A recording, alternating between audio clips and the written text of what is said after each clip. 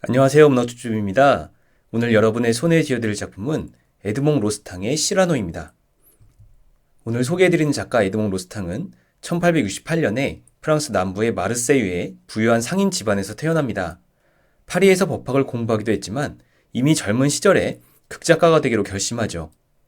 자비로 작품을 출간하기도 할 만큼 열정을 보이기도 했습니다.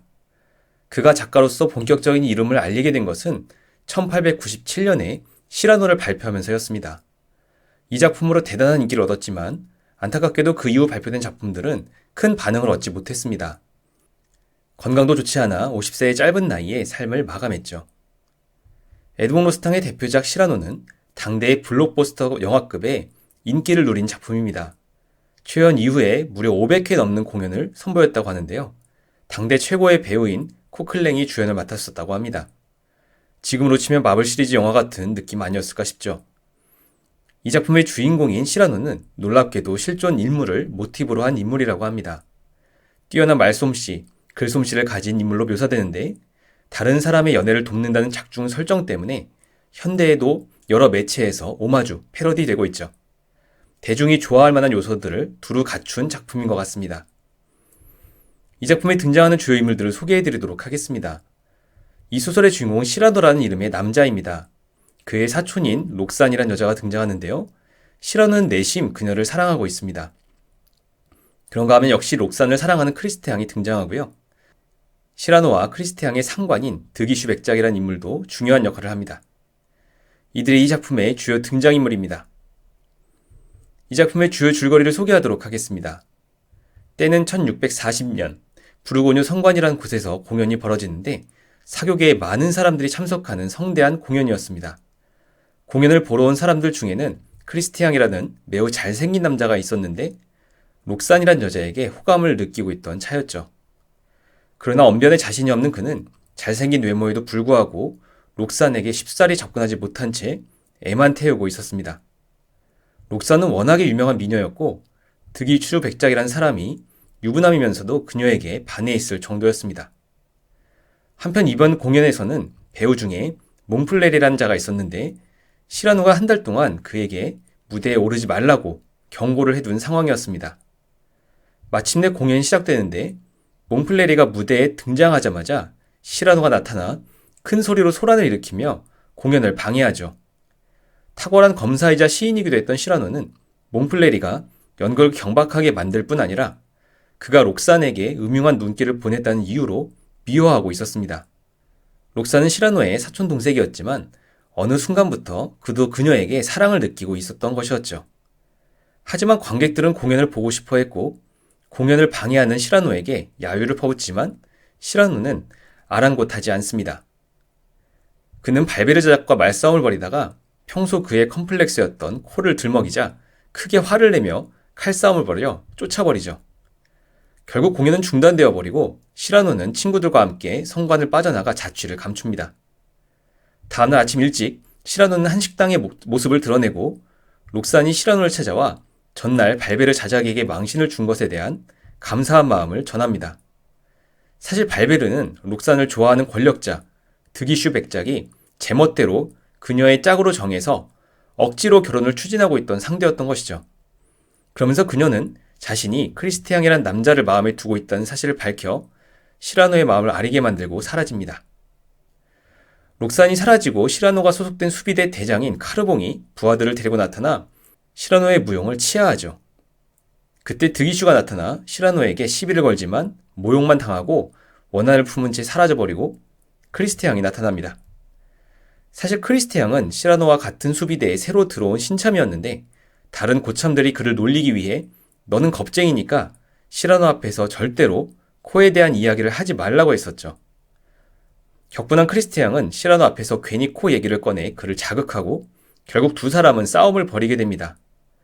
하지만 시라노는 크리스티앙을 알아보고는 록산이 사랑하는 그와 싸울 마음이 사라져 자신이 록산의 사촌이라고 말하죠.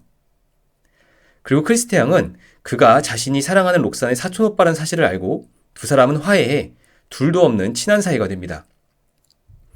언변에 자신이 없는 크리스티앙을 위해 시라노는 그에게 록산의 마음을 얻을 수 있는 말과 글을 빌려주기로 하죠. 그 이후 시라노는 크리스티앙의 연애 편지를 대신 써줌으로써 록사는 크리스티앙이 잘생긴 데다 말도 로맨틱하게 잘하는 사람이라고 여겨 더욱 그를 사랑하게 됩니다.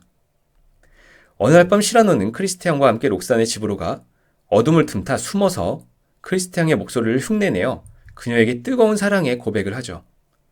록산을 사랑하고 있는 시라노였기에 그의 고백은 더욱 로맨틱했고 록산은 더없이 만족스럽게 크리스티앙과 키스를 하고 그날 약혼을 합니다. 그 모습을 지켜봐야 하는 시라노는 마음이 아프지만 두 사람을 진심으로 축하해주죠. 그런데 시라노와 크리스티앙에 속한 수비대는 드기슈 백작의 지휘를 받아 스페인의 아라스로 파병을 가게 되어 있었습니다. 아라스에 가서도 시라노는 하루에 2번씩 매일 록산에게 크리스티앙의 이름으로 연애 편지를 보내며 대리만족을 하죠. 한편 아라스에서의 전황은 프랑스군에게 불리하게 돌아가고 있었고 아라스를 포위하고 있던 그들은 도리어 스페인군에 포위되어 위태로운 처지였습니다. 카르봉 등 수비대원들은 지휘관 드기슈에 대해 불만을 품고 있었고 시라노는 공공연히 드기슈에게 모욕을 주죠. 그러다 어느 날 크리스티앙을 그리워하던 록산이 마차를 타고 적진을 돌파해 들어오고 프랑스군은 그녀의 용감한 행동에 사기 백배합니다. 하지만 곧 스페인군이 총공세를 해올 것이라는 첩보가 입수되어 있었고 시라노와 크리스티앙은 전선을 떠나라 하지만 록산은 듣지 않죠.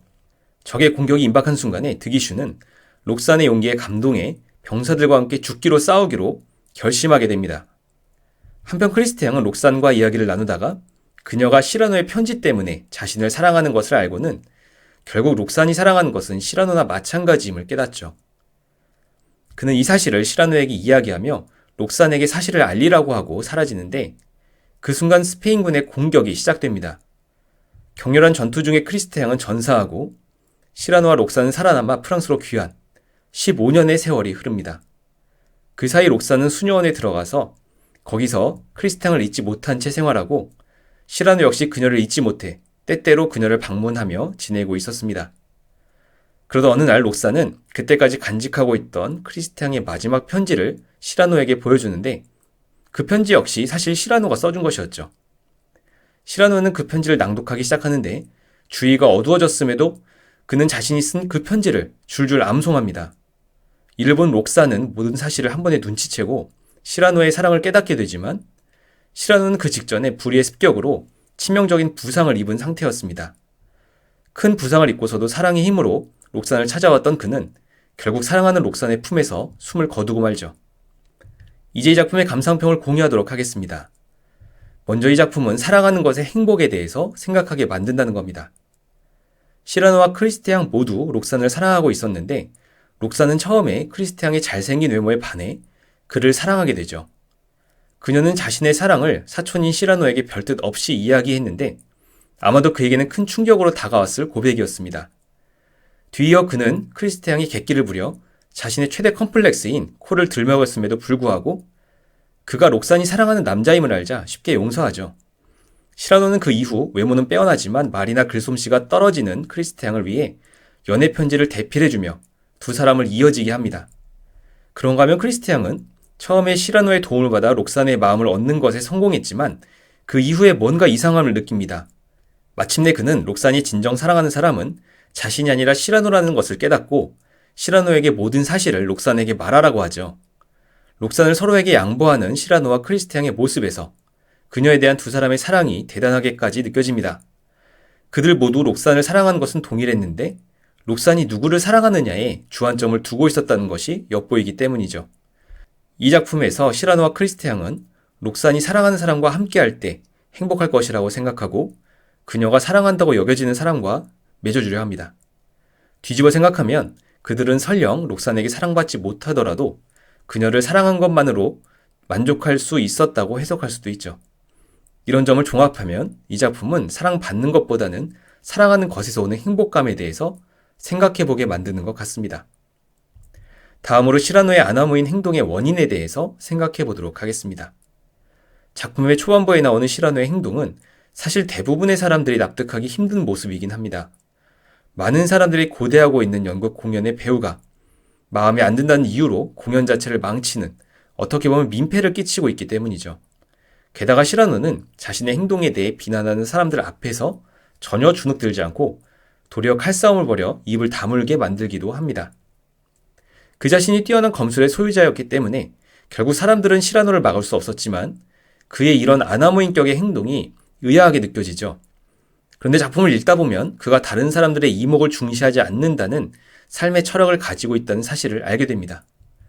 참나무나 떡갈나무는 못 되더라도 빌부터 사는 덩굴이 되진 않을 걸세. 아주 높이 오르진 못해도 혼자 힘으로 올라갈 걸세. 한마디로 자신의 삶은 다른 사람의 도움 없이 자신의 힘으로 살아가야 한다는 삶의 철학을 가지고 있었기에 타인의 이목을 두려워하지 않았던 겁니다. 저는 시라노가 이런 생각을 가지게 된 이유는 그가 자신의 외모, 특히 코에 대해서 가지고 있는 컴플렉스 때문이라고 생각합니다. 작품 속에 자세히 묘사가 되지는 않았지만 문맥을 살펴보면 시라노의 코는 사람들에게 비호감을 살 만큼 못생겼던 것 같죠. 어마어마하게 크다오 내 코는.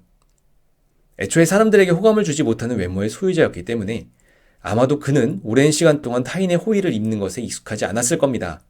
그렇기 때문에 그는 외롭게 자신의 힘만으로 인생의 어려움들을 헤치며 살아왔고 다른 사람과의 관계가 주는 중요성을 인식하지 못했던 것 아닐까 싶습니다.